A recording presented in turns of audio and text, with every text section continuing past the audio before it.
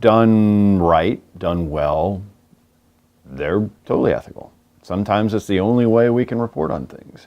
Having people who are willing to tell us what is going on at the highest levels of government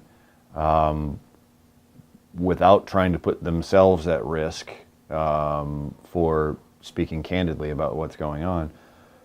The democracy needs that, and journalists need to be able to do that kind of work. What I think the problem is that lately it is completely abused, and on both ends of the interview.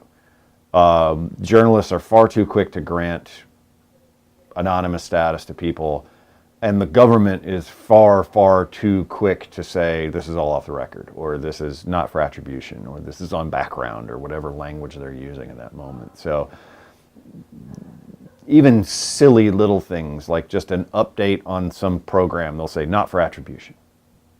Why? You're the secretary of whatever. You're nominally responsible for this thing. You should be able to speak publicly about it.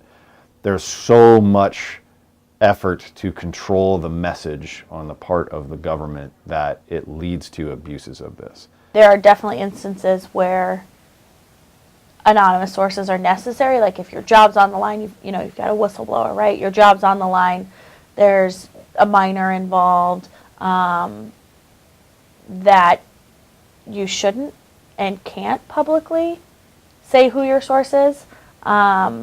So I think it really comes down to where the content's being published and who the author is. So I don't know if it's unethical, but if there's an organization has a history or a pattern of publishing things that are false, or an author or journalist has a history of publishing inaccuracies and not correcting them, I think that's when it comes down to a matter or question of ethics, because I don't think the public deserves as much information as we can give it, but there's also some cautions and potential ramifications, I think, if we had to name every source.